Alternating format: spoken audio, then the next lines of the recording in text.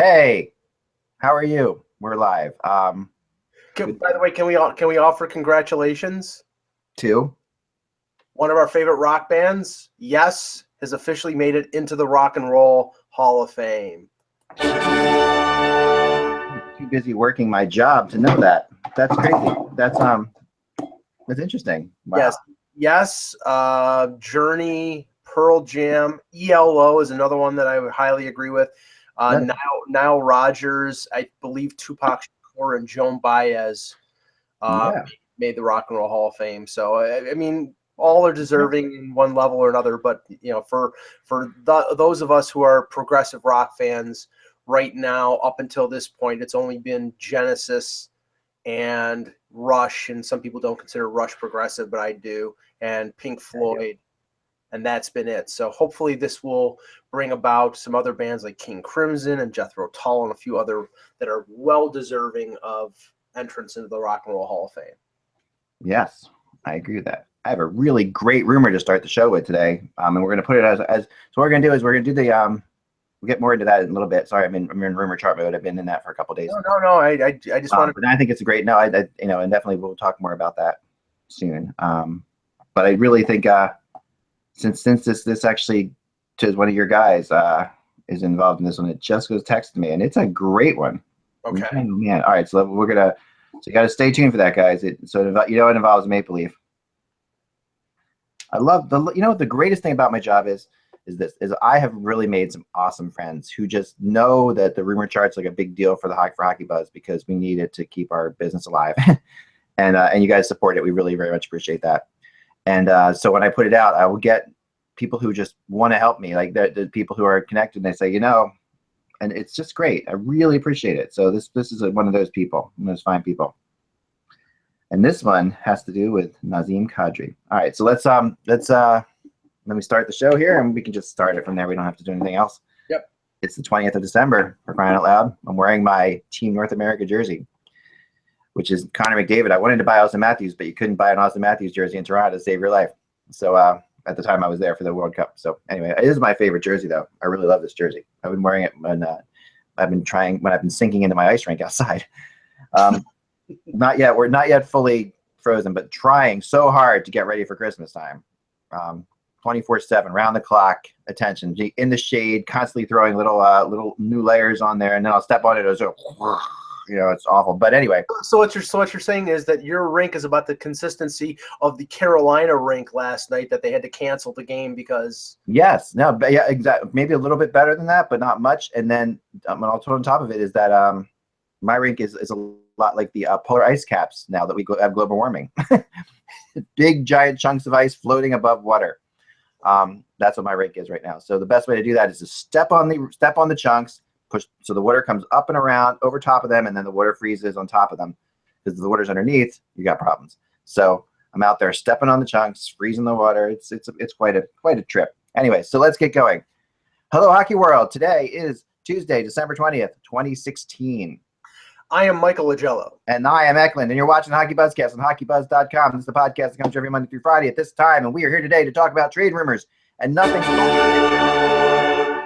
Because that's right, the trade freeze may be upon us, but that just means this is a perfect time for people to talk to each other, and that's what I've always learned. The trade freeze is the cool thing about the trade freeze. It's obviously set up so you don't get traded at Christmas time, or. No one gets fired at Christmas time, except for, one Maple Leafs guy did. One coach got fired on Twitter at Christmas, didn't he?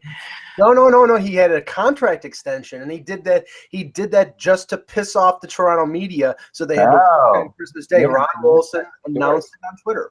I had that story all wrong. Damn it, I don't have my normal caffeine with me. I'll do the show without caffeine, guys. All right, so yes, that's right. But anyway, you don't get fired on Twitter, which is good for a lot of Hockey Buzz bloggers right now. You guys don't have to worry about getting fired right now during Christmas time. But come January 1st. Great. I'm just letting you're okay, Mike, but others need to be worried, very, very worried.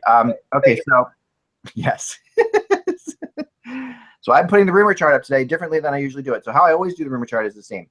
I compile everything. I have a big thing of notes here. I have this huge thing, and then what I do is I when I get it all together, I start putting them up one player at a time. And normally I'd put all like 25 up or whatever, and then launch the rumor chart. Well, today I thought it'd be fun and a good way to draw some traffic in to enter these one at a time and try to see if you guys wanted to see them. Because how the rumor chart works is it is a paid service. It is $20 for the whole year. You get a bunch of things besides the rumor chart for that. You get a really good entry into the fantasy pool with bigger prizes. Plus, you get no advertisements on the website, which is really cool and funny because I have a perk because I know somebody at the website that I don't see advertisements on the website myself when I surf HockeyBuzz.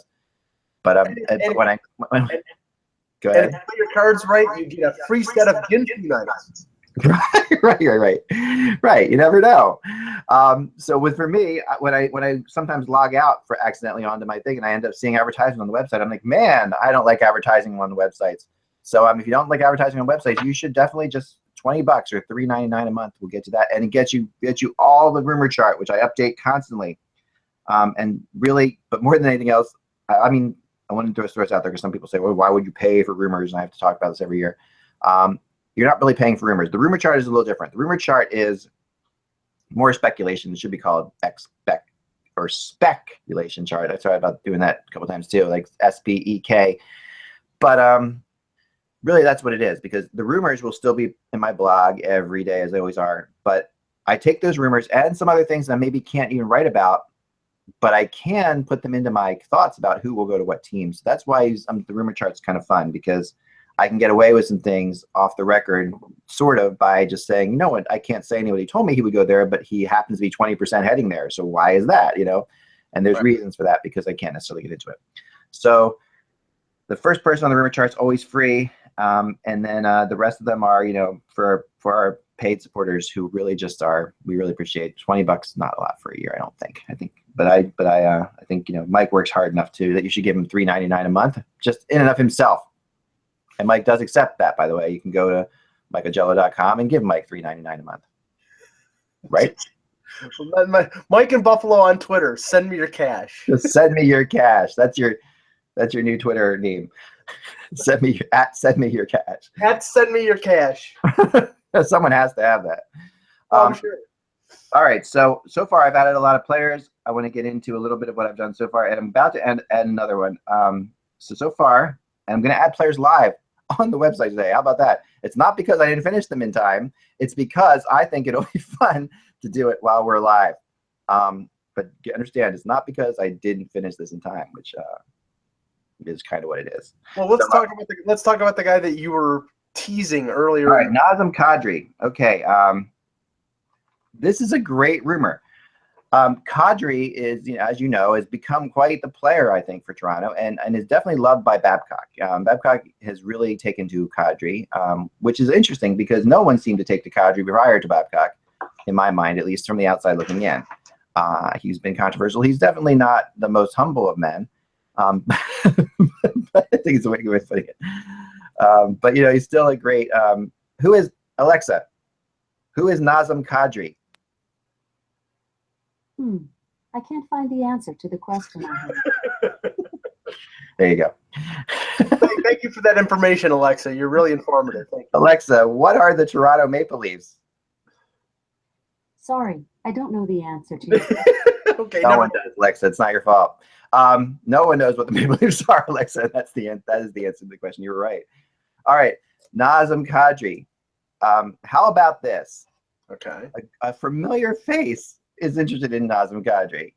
A person who knows Kadri better than maybe he knows himself is interested in Nazem Kadri. A guy who I believe was on his side when he was there, but would that potentially be the general manager who drafted him? Yes. Okay. Yeah, not shocking. So, was Brian Burke a Kadri fan? Oh yeah.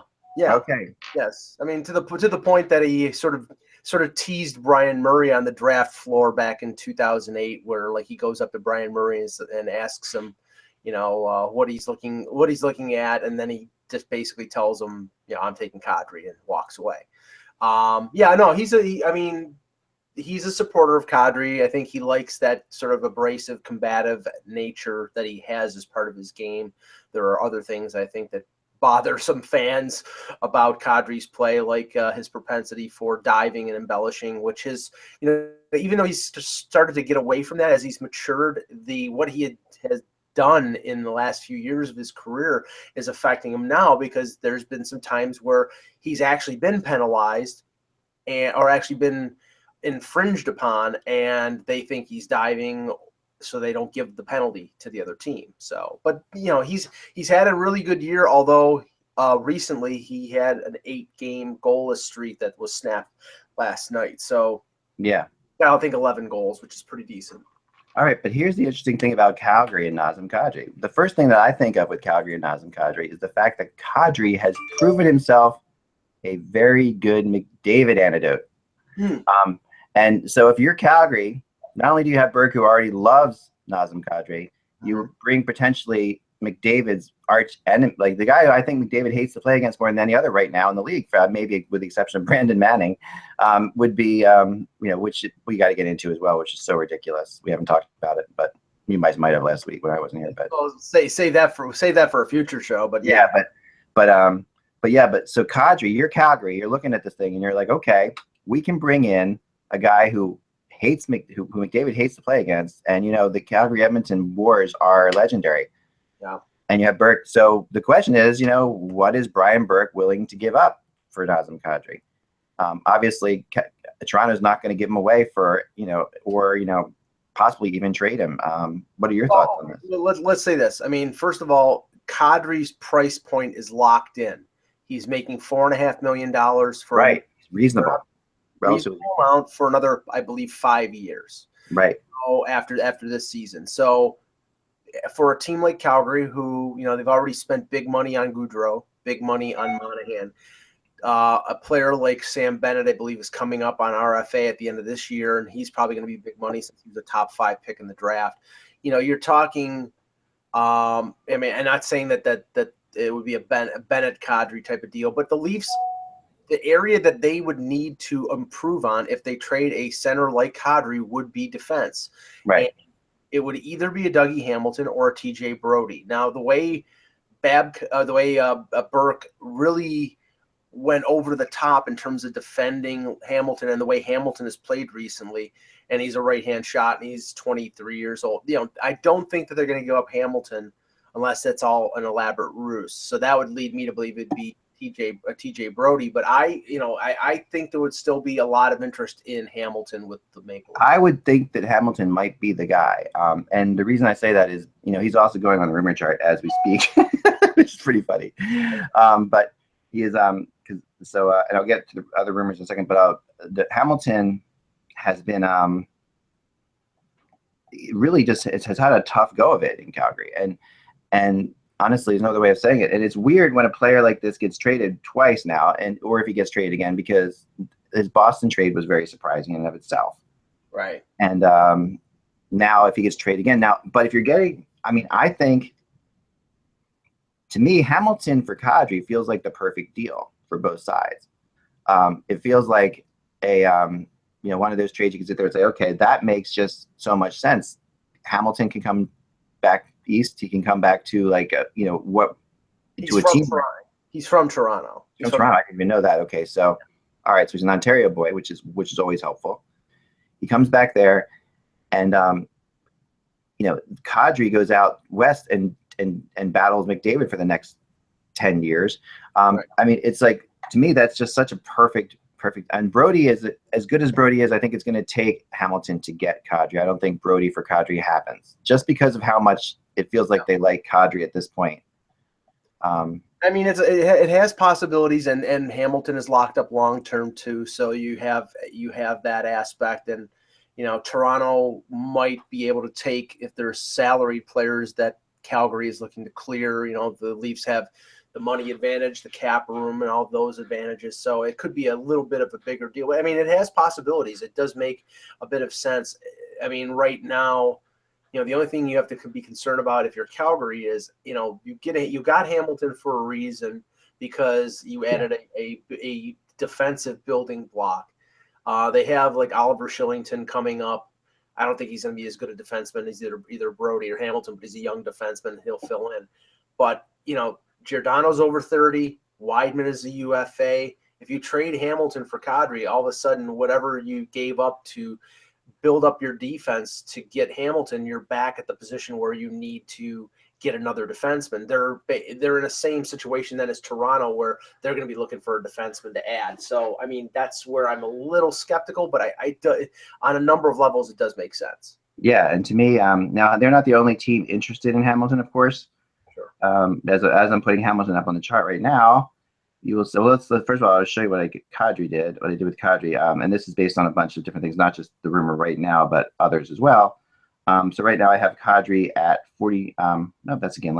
Sorry, Kadri. There we go. Right now I have Kadri at 60% still in Toronto. So I still think that the chances of him not moving are greater than him moving. But I have 30% to Calgary and then 10% to LA, which is another team I've heard Kadri mentioned to, and that was the main team I was going to be talking about with Kadri. It was probably going to be more like 70 or 80-20 type thing with just Toronto and LA. And I know very much that the Kings like him, and have always liked him, and he is a Lombardi Sutter type guy. Yeah, but again, it's tough to. I mean, if you putting 2 and 2 together, if the Leafs are trading a core player like a Van Riemsdyk or a Kadri, it's going to be for a defenseman. And if you look at LA, obviously they're not trading Drew Doughty. That would lean toward a Jake Muzzin or an Alec Martinez. Right. Muzzin was the name I heard mainly in that one. But that's. But Muzzin is Doughty's defense partner, and they play very well together. So you would be surprised if they would be willing to risk, a good combo, unless they think that Jake Muzzin is another like Matt Carl type, where he's sort of like being his value is being elevated because he's playing with Doughty. It's a big question. I mean, I don't know. As I'm putting in Hamilton's number here, what I'm doing with Hamilton, the other teams I've heard involved with him besides Toronto, what we're just talking about now, are New Jersey and Minnesota. So I'm putting him in at actually right now as New Jersey at 10%, Minnesota at 20%, Toronto at 30%, and Calgary at 40%. I think logically, Eck, you could put New Jersey at 10% for every available defenseman because there's no question, and that's what's interesting about this trade deadline too. Is it's not just there are teams out there that can pick up players. They have money, even if those teams aren't making playoff runs. They can see because they know other teams have to move players because of whatever reason, or because they're trying to clear cap space, or because of the coming expansion draft. So teams have to move players. So you'll see New Jersey get involved. You'll see Buffalo get involved in trades, even though these are teams that aren't necessarily in the playoff hunt. Well, Buffalo still could be, but New Jersey still could be too. But that's I think you're gonna see that quite a bit. And you could see a team like the Islanders, if they have an opportunity to get a winger that they could, like we were talking about yesterday, to play with John Tavares, then they would be involved. And as we've said in previous buzzcasts, Toronto has got upwards of $11 million in flexibility actually it's more like $13 million with the salary cap for 3 players who have not been placed on long-term injury, who are long-term injured, in Lupul, Robidas, and Nathan Horton. That's $13 million of cap flexibility. They could put all those guys in LTIR before the deadline and make a deal where they're taking salary back to get a first-round pick or get a prospect. They have that ability to do that, and they proved in the last year or so they're willing to do almost anything to bring assets into the organization. Yeah, they're really good at it. It's one of their specialties right now. I'd say that they're very creative. Another team to watch out for in these things, and it's not surprising when we did our buyer-seller thing, and my new buyer-seller thing comes out tomorrow, but when we did buyer seller last week is remember Columbus in this whole thing, because Columbus they have a ton of cap space and they are for real right now. And this is a team that doesn't just want to make the playoffs. They feel like they've made the playoffs. They made a serious run at the playoffs a couple years ago and then had a couple, down years, but this team is looking, when you watch the Columbus Blue Jackets play, they're just such a good team right now. Right. And they're playing the kind of hockey that's going to make them even a really hard playoff team. Like they're the kind of they play playoff hockey right now already. Yeah. Now that could wear them down. Some people are worried about that will wear them down as time goes on. Right. But I would put them into the running for Matt Duchene, which is the next player I'm doing on my rumor chart here. Yeah, I was going to say, if they're trading for anything and they're trading future assets, and they have a lot of future assets, then it's got to be forwards. It's got to be a forward who can help them score, because ever since Ryan Johansson, I mean, right now they're scoring, their offense is by committee. I mean, you got Cam Atkinson, at Wenberg, Foligno's having a good year, Hartnell. I mean, you got a number of, like Sam Gagne, you've got a number of players contributing, but you don't really have a central player who can, carry the offense for a game or two, and that's really what they need. And Duchene has that capability of being able to carry a team for a game or two. Yeah. Now for Duchene right now, I've got Colorado 40%, Montreal 30, Buffalo 30. But so I don't have Columbus on there yet. But I think that this is somebody that would make sense for them. I just haven't heard that. I do know that they're going to be active, but they're going to be. Kukalainen is very deliberate, very secretive. Really secretive, so it's hard to get anything out of Columbus. He's got his whole staff on lockdown pretty much. So you get very, very. I mean, they've made some really interesting. I mean, Sam Gagne was an incredible signing for them when you think about it. One of the best of the offseason for sure. We kind of knew it at the time it happened, and we talked about it that he played really well for the Flyers last year, and there was no reason that he shouldn't be at least $1 million player. They got him for under $1 million, and everything. He's been great, and he's been their top center, which we kind of scoffed at the beginning of the year when we said that was going to be the case, but he has been, giving him time. I mean, between him and Wenberg, Wenberg was, he took over Johansson's spot last year after he was traded for Seth Jones, and as basically a rookie, it was tough for him to grow in, but he's been very consistent offensively. He's been a really good playmaker for them. But he's not a typical number one center. So any help that they could get, and as you said, I think they got Gagne for $600,000 on a one-way deal. Yeah, it's crazy. And that's unbelievable. So, he's doing he's doing himself a good favor going into an expansion year, going into a UFA year where he could probably get a multi-year contract from a lot of teams looking for offense, or if he wants to stay in Columbus, he can do that as well. Yeah. Another name that I'm tempted to put on here, but I'm not putting on here yet, is Artemi Panarin, who is really not somebody I think is going to get traded. That's why I haven't put it on here. But a lot of people, it's one thing when you get rumors. Okay, the guy's obviously going to want a big contract. We talked about him yesterday. He's not Brendan Saad. He's not a player they're going to move out because he wants a big contract. Like we've seen they did with Sharp, they did with Saad. They they have a tendency to move out big players who want contracts because they have the two big guys already. Mm-hmm. Panarin, they're going to have to find like another gear for.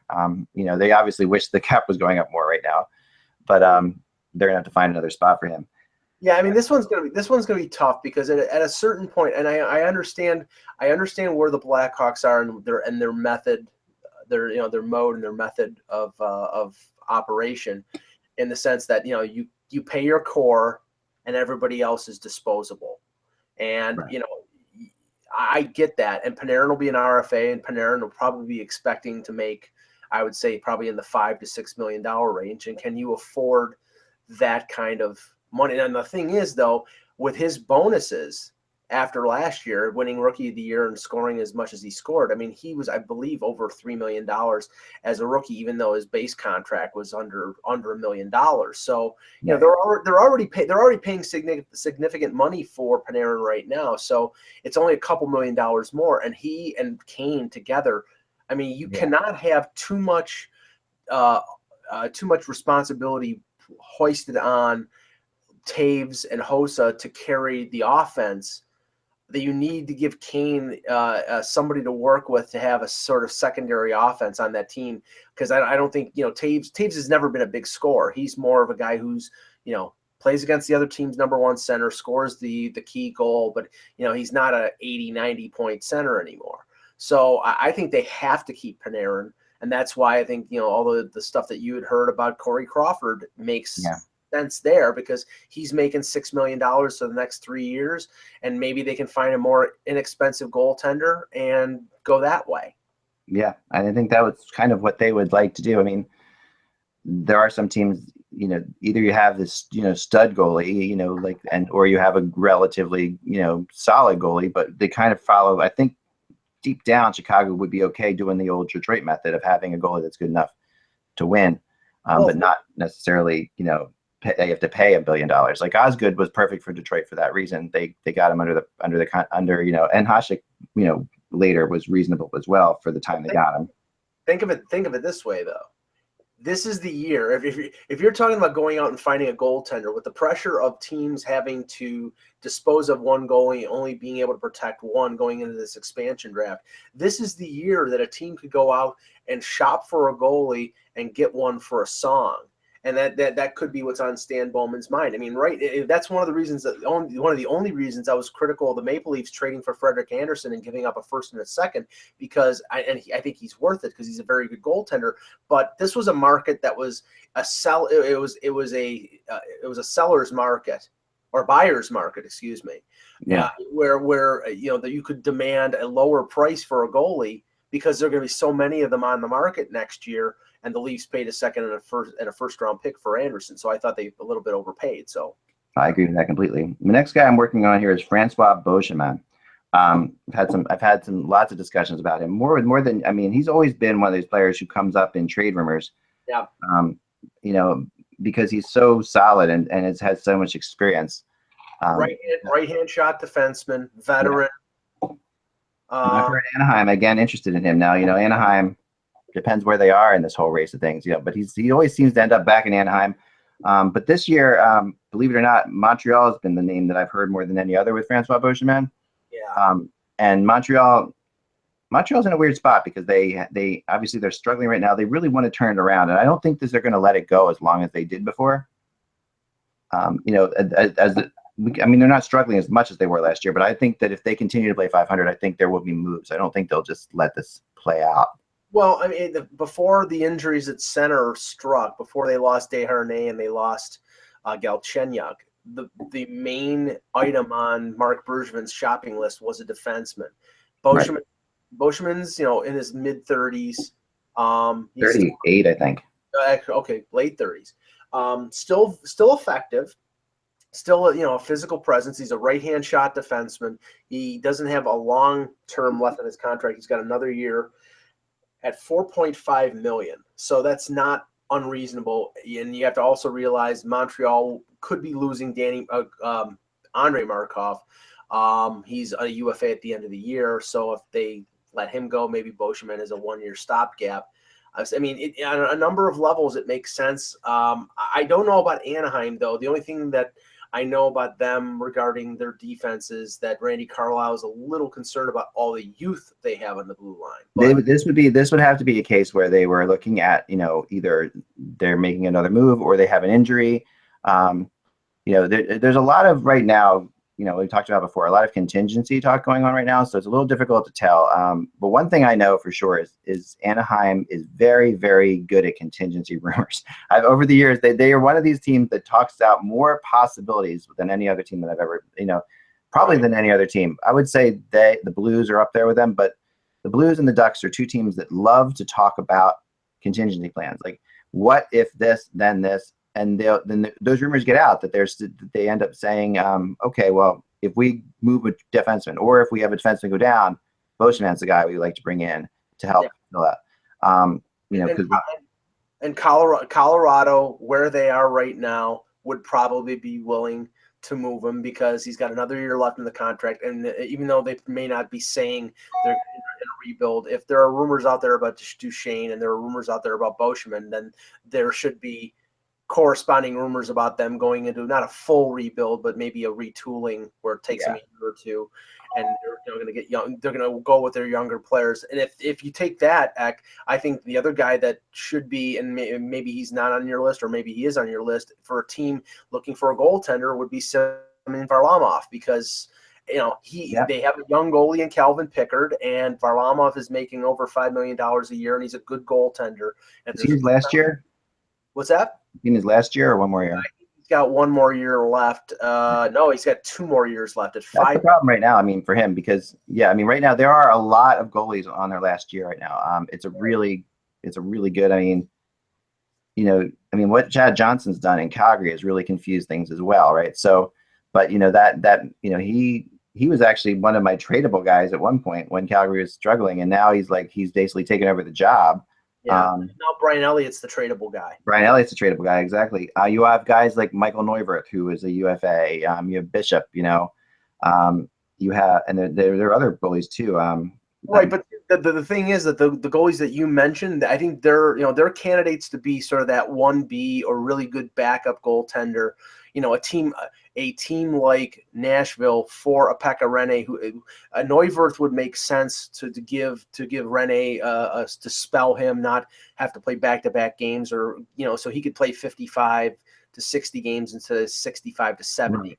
Right. But Varlamov is the guy you bring in to be a number one. If a team like Dallas is in the playoff race, then Varlamov makes sense because right now Lettinen and Niemi are just not number ones. Or a team like, say, St. Louis, if they all of a sudden don't have confidence in Jake Allen. Right.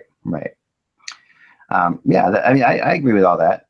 The next name I'm putting on here is Ryan Ellis, which is going to surprise people because Ryan Ellis is a solid defenseman for a team that is stacked with solid defensemen. But the problem with Nashville is the fact that they can't protect all these defensemen.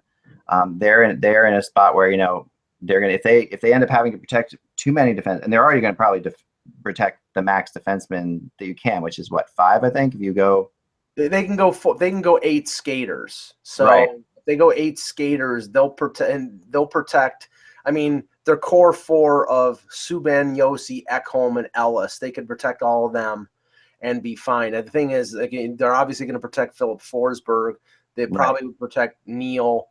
And then isn't there something? I'm sorry. You probably know better than I do. But isn't there something that you protect 3 defensemen, and if you protect 4, you have to protect some like 1 less forward or something like that? There's some weird. No, the options are 7-3 and 1. 7 forwards, 3 defensemen, and 1 goalie. Right. Or 8 skaters and 1 goalie. And the thing is, with the skaters, you can protect more defensemen, but you're losing 2 protection spots, which is big for them because Nashville has some forwards they really kind of have to protect. They don't have much up front. Right, and they'll definitely protect Forsberg. They'll definitely protect Johansson.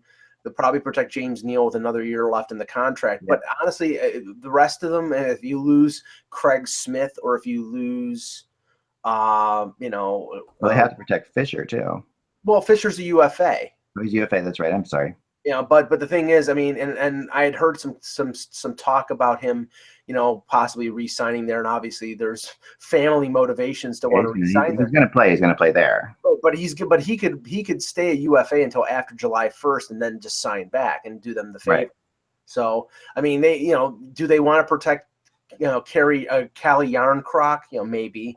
There are some young guys, but honestly, I think the risk of losing an Ellis or an Ekholm is greater than losing one of their forwards. So I think they're going to go 8 skaters. Yeah, I would think so too. But unless you're right, unless they trade one of those defensemen, and then they would be able to protect 7 forwards. Yeah, and it depends on what they have coming up defensive wise. We don't have Russ on today, but the Predators always have solid defensemen coming up. It seems like they always have players. They draft defensemen so well. So this is another team that, like you said before, you could probably put them into every situation. But this is where I have New Jersey again, that I've heard, strong talk out of remember, there's a really good connection between the GMs of New Jersey and Nashville. Yeah, through Team USA. And through Poyle and Shiro. So this is you could really see New Jersey is definitely going to make a lot of moves. They are, I even heard their coach the other day talking. It was fascinating. New Jersey has lost 5 in a row now. I think it is 5 or 6 in a row.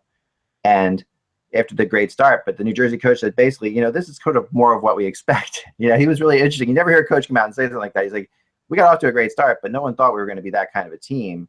We were just looking for wins within games. We're looking for, players to get better in different situations. We're not expecting to win games as much as we were in the beginning of the year. So that's interesting. And I think that when it comes down to it, New Jersey is more or less way more focused on the future. Not to say they're a tank team, but I wouldn't be too shocked if they were one of those teams that doesn't go out of their way to get better, and tries to tank. Well, yes, and I mean, you see the direction that they're going. They bring in Taylor Hall for Adam Larson. Taylor Hall is young. If they do decide to not tank, but if they do decide to do a reset, I mean, they have a player like Mike Camilleri, who's still an effective scorer, under contract for 2 more years, that they might be interested in moving. But yeah, I mean, right now, like I said before, I think any rumor that's involving a defenseman right now their number one defenseman is Damon Severson. He's making $600,000. And they've got a couple veterans like Andy Green and John Moore, but they need help on the blue line. So they're going to be, if there's any rumor out there about a defenseman, they're going to be involved. If Kevin Shattenkirk makes it to unrestricted free agency, I think they'll be in it because they need to replace Larson. They're just not deep on the blue line. Yeah. Let's get on to Shattenkirk too, because I have him on my chart. And I'll discuss him as well now. He's a little bit. I'm going to pause from adding players. Right now I have 1, 2, 3, 4, 5, 6, 7, 8, 9, 10, 11, 12, 13, 14, 15, 16, 17, 18 players on the chart. This is the earliest the chart's ever been up, so I'm kind of happy about having 18 players on the 20th of December. But I'm going to be adding 20, so I've got 2 more players at least, probably maybe 21. But okay, so let's get into some of these guys. Kevin Shattenkirk. Talked a lot about him just a second ago, and he still does. I still do believe he's going to get traded. I don't think he's going to end the year with the St. Louis Blues. I feel as if the Blues have enough depth, and for some reason they feel as if they can get a player that can help them win, because the Blues are really all about winning the Stanley Cup right now. Right. And that's how they see Shattenkirk as a more of what they have, and it's a bit of a gamble because if they get injuries, they're going to hate themselves for making this trade. But if they stay healthy. And Parenko is what he's done is crazy, right? I would say his name properly. As I'm saying, Colton Parayko. Yeah. Parayko. Yeah. Sorry, I was like, you gave me a look as if I had said his name wrong, Mike. So I was kind of no. So anyway, what he's done is phenomenal. I mean, he's one of the best young defensemen. I mean, I thought the World Cup of Hockey was one of the best defensemen in the tournament, which was pretty crazy. Right, and the you can tell just by looking at the numbers in the situation, that Shattenkirk is not coming back there because the Blues, Parayko is an RFA at the end of this year. He's going to be in line for probably a 5 or 6 year contract along the lines of Seth Jones and Morgan Riley. So you're talking $5 million range. They're already paying Pietrangelo 6.5 and Bouwmeester 5.4. So you can have another defenseman at that kind of level, but you can't have 4 defensemen making over $5 million. And the Shattenkirk is probably going to be making, I would say, 6 or 6.5 in free agents. Right. So I see that's the thing. I'm trying to balance the want of that organization to win a Stanley Cup and the want to move Shattenkirk for assets. And unless they get, and I've heard indications from guys like Elliot Friedman that said St. Louis is looking for a number 2 center. Unless they can find a bona fide number 2 center that they can hold on to for a couple years, I don't know if they just hold on to Shattenkirk and just let him walk in free agency. Yeah, I mean, I've heard the Shattenkirk for Duchesne rumors, but they don't, and that's sort of what you're talking about there. But the problem with that is, of course, Shattenkirk is not signed, and Shattenkirk would need to know what it would take to sign him to make that deal. Right. Which is not impossible. I mean, you can do that. That's something and I bet you we will see. If Shattenkirk gets moved, somebody will talk to him before, and you will see him get traded and then sign an extension right away type thing. But right now, 4 teams. I have 4 teams. 20% Montreal Canadiens, who have been interested in him the whole time, even going back to 2 drafts ago now. Along with the Boston Bruins, who I thought had him at the last draft. I thought that deal was done. I didn't report it being done, but I thought it was close. Both of them at 20%. Then I have 2 teams at 30%. The New Jersey Devils. Again, the Devils. This is their main target. This is the guy they want more than any other, I was told. He's definitely a Shiro type defenseman. You can see it working very well for them. And then the Maple Leafs at 30%, which is another. I don't know. We've talked about this before, but what are your thoughts on the Maple Leafs and Shattenkirk? I'm skeptical about that simply because, okay, he is a puck-moving defenseman. He is, he's definitely the type of defenseman that most teams want. The Leafs are heavy in those defensemen. They have, Gardner. They have, and I'm not saying that they're as good as Shattenkirk because they're not, but they have Gardner. They have Zaitsev. They have Morgan Riley. I think what they need is, size and I would say defensive ability on the blue line more than they need another offensive weapon. And you're talking about spending, like I said, $6.5 million, basically the type of money that Keith Yandel got from Florida on Shattenkirk, since he's going to be the #1 defenseman in free agency in the summer. Yeah. Yeah. And any team that trades for him is probably going to have to pay him equivalent of that. So if Right. Toronto trades for him, the first they're giving up assets to trade for him, and then they're signing him to a big deal.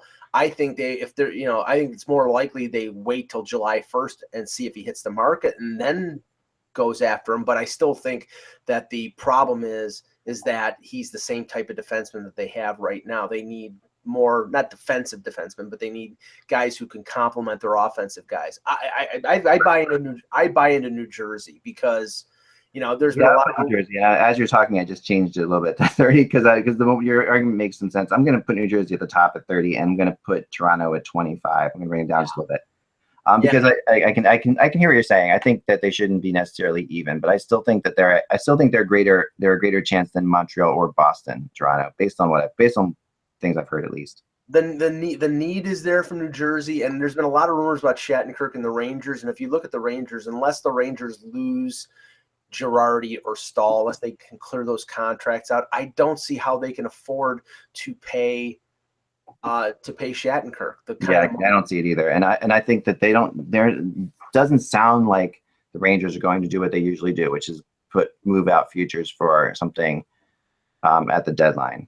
I mean, Boston makes a whole lot of sense because Zdeno Chara's contract, I think he's got one more year next year at $4 million. And then after that, it's over. Yeah, $4 million. And then he's a UFA, and he probably ends up retiring or maybe signs a 1-year contract. So that clears all that cap space, and you have that room where they can sign a defenseman who, and I think Shattenkirk would make sense for them. Yeah, I think it would make sense there too. Let's go through some of the other rumors here. JVR. Okay, we talked about this a little bit yesterday. I still have him at 55% going to Toronto. And right now, I still think that I think it would be really foolish for them to move JVR. Well, okay, this is the thing. At the deadline, I think you're close. I think maybe it's a 50-50 proposition that he moves or doesn't move. If you're talking about the summer, it's 0% because the Leafs right now, when JVR's contract is up, Austin Matthews, Mitch Marner will be 1 year away from their entry-level deal expiring. That means they can be signed to their long-term extensions. Maybe they do it, maybe they don't. Maybe they just wait until they're extended. And William Nylander's contract is up. They're going to spend big money, maybe not top-end money, but they're going to spend big money on those players, locking them up. Let me understand this. You're saying you think he will definitely be traded this summer? I think if he isn't traded at the deadline, he will definitely be traded this summer. Okay. Because right. They like Van Riemsdyk a lot. They think he's a quality player, a quality guy. He's going to want a long-term deal. He can start negotiating that long-term deal on July 1st. He's 1 year away from unrestricted free agency. That organization is not going to spend $6 million on JVR when they're going to have to spend that kind of money on Marner, Nylander, Matthews, and a defenseman that they're going to probably have to go out and get. So I think they're going to use JVR as an asset and move him either at the draft or at the deadline. And I think they can get more if things fall into place at the deadline, because there are going to be teams out there looking for that big scoring winger, which he is. His contract is only $4.25 million, which is very reasonable. And the Leafs have the ability to retain salary on that. So if a team like, say, Chicago, who's right up against the cap, wanted to get a scorer like JVR and he has another year on his deal, the Leafs could chop that salary to $2.1 million and they could fit that contract. Now, the Leafs would expect a lot of return for that, but they could do that. So there is a lot of flexibility there. The Leafs could take back money. The Leafs could chop the salary in half.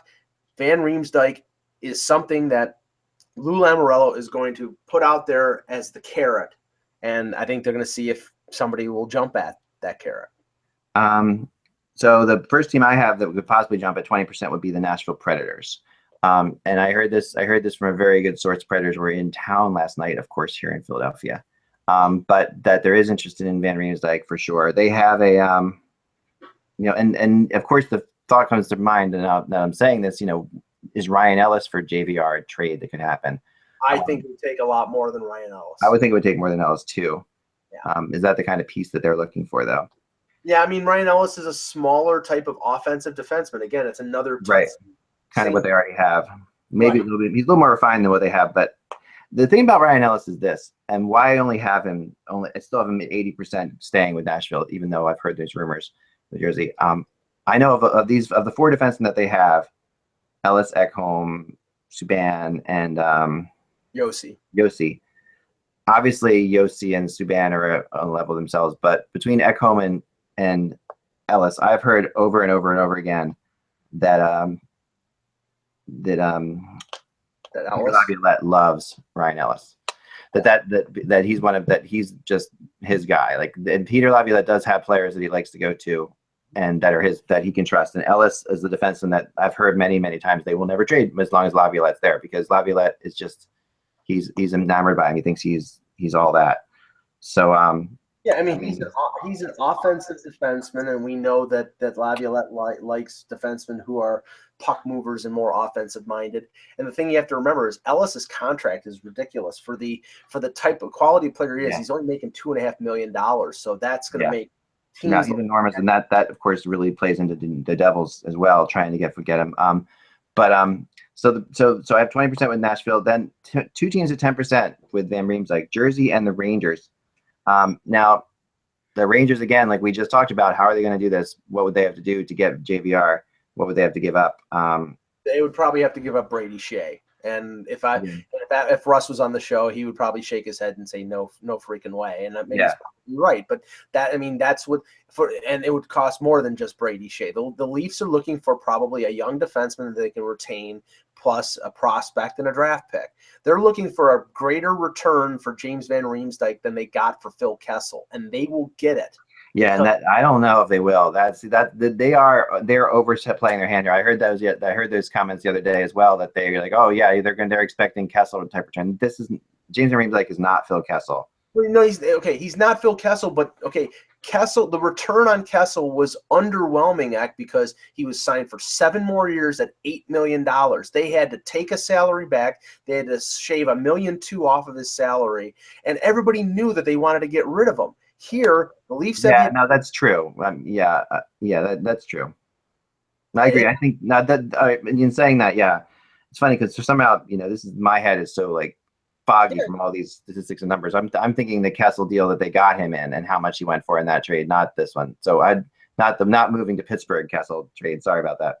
Oh yeah, no. I was thinking in my head, I'm like, all those draft picks. That's not that. There's no way that's possible. No, we're talking that was Kessel. That was Kessel at 22 years old, and right. Yeah, so you're right. You're right. They will get more for Van Riemsdyk than they got for Kessel. I apologize. I'm not thinking right straight. Yeah. New Jersey, another 10%. There's been a lot made of the fact that Van Riemsdyk's from New Jersey. I am also from New Jersey and know that that's not as big of a deal as you would think. Honestly, I think there's a greater of the 3 teams in the New York area. I think the team that makes the least amount of sense is the Devils. I think it makes more sense for the Rangers. They wanted to add somebody for a Stanley Cup drive. I think the Islanders makes the most sense because they need a winger for Tavares. But the Devils, there's not a problem up front with them. They've got young players like Zacha. They have, they have they have Camilleri. They have Taylor Hall. Their problem is defense. So wasting assets to trade for another forward in Van Riemsdyk just doesn't add up. Yeah. Yep. And I do have the Islanders on here as well, but I'm only at 5%. But just because of my still belief that, just from talking to people, I don't think he's a real option there, but there are enough rumors out there. They have to, I'm keeping that option open. But the people I talk to most don't seem to think that's the case. Did I get that? I will, and you can check on this, and maybe this will be added later on. Yeah. I would seriously consider the Anaheim Ducks in terms of James Van Riemsdyk. I will look into that for sure. I have not heard much. Like at this point, the Anaheim Ducks I've heard very little on, so I have to admit they're not heavily on this chart. But one team that is more probably as far as getting an auxiliary player that people aren't really thinking about in terms of picking up a guy is the San Jose Sharks. And they're going to. I've heard them interested in Shane Doan. I've heard them interested in Cody Franzen and Boschman, like I mentioned already. Those are three teams. There's just three of the teams I see on here that I haven't listed for right now. But I've heard them. They're very much, and I've heard them involved in Iginla. I don't have them with Iginla on here, but I've heard that as well. I should probably give them like a 5% Iginla right now because that is somebody I've definitely heard them with. Well, Doan makes sense because Doan played with Thornton and Marlowe, Team Canada. There's a lot of, they played with them before. I could see, having an old fogies line for lack of a better. Yeah, that would be fun. But Cody Franzen, there's some connection there between, Steve Spott, the assistant coach of the Sharks, coached Franzen in Toronto. If you put Cody Franzen in a bottom pairing situation, and this is, they got Roman Polak at the deadline last year, right-hand shot to play the bottom pairing. Cody Franzen, right-hand shot, bottom pairing, could play on the power play. Yeah. Good, but it probably wouldn't be that expensive because, unless the Sabres stick in the playoff race, then they probably won't trade him. But that's an option. Boschman, like you said, if they're looking to add a veteran guy, both Franzen and Boschman are right-hand shots. Two more guys we'll get to before we get out of here today. And then so remember the rumor chart is go ahead, Mike. I said Boschman's a left-hand shot. Sorry. That's correct. Yeah, I thought he was right-handed shot too. All right, Martin Hansel, who many people think is maybe the biggest catch in this trade deadline. But he's definitely the largest as far as size goes. He's enormous. But I've heard here that the team I have most likely going to right now is Columbus, and this is where I think that Blue Jackets would do something like this, where it just gives them more. Hansel seems to fit with the way the Blue Jackets play, and I think he would be very, very good on that team. And it gives them just a little bit more scoring. And it gives them a really a legitimate center, right? Like an absolutely, because he's a center, right? He's a center. He's a center. Yeah, and it gives them a. I'm shouting on myself right now because I'm so tired. Well, he gives them the size that they lost because right now you got to remember exactly. They're not big up the middle. They Wenberg is not a big player. Gagne is not a big player. Not at all. So if you added a 6'6", 226-pound Martin Hansel, that would definitely. Now the thing is, he's not a big offensive player. Right now this year he had a good year last year with Arizona, 13 goals, 28 assists. This year he only got 10 points. So, you're not a big offensive player. You're right. So if you're talking about putting him in, say, a second line center role, remember you've got Dubinsky, and you've got Wenberg, and you've got Gagne. So it would help up the middle. It would give you some options, but I would think if they're looking for more offense, they would go for somebody other than Hansel. Well, I think they would like to, but there's not that many. People available right now. Depending on if something breaks open, like if Van Riemsdyk was to break open or something like that, for sure, then we would have a different story. A Tyler Bozak would make a little bit of sense, but he's not big either. So you're looking at the teams that are fall out of the race, and Arizona is not going to be in the race, and Hansel is a big center. It may not fit everything that Columbus needs, but it might be good enough fit that they would go there. And he has shown an ability to do a little bit more offensively when he plays with really skilled players too. So I wouldn't count that out completely. The final player, David Desharnais, who I believe is going to be dealt. I think this is the player that Montreal is going to move to make a move when they have to make a move here. Like I've talked about, he is a guy that I've just heard too many teams like him, and I think he's sort of fallen out of favor, which is interesting because he was definitely a Therrien guy for a very long time, but he's fallen out of favor a little bit with Therrien lately. Well, the difficulty right now is that he's injured and he'll be out probably until February, so there won't be a lot of time for him to prove himself to be back to 100% before the deadline hits. So they might want to move him, but they might get stuck with him because nobody will take the risk. Right. Remember, he was even he was scratched a couple times healthy before he got injured too. So.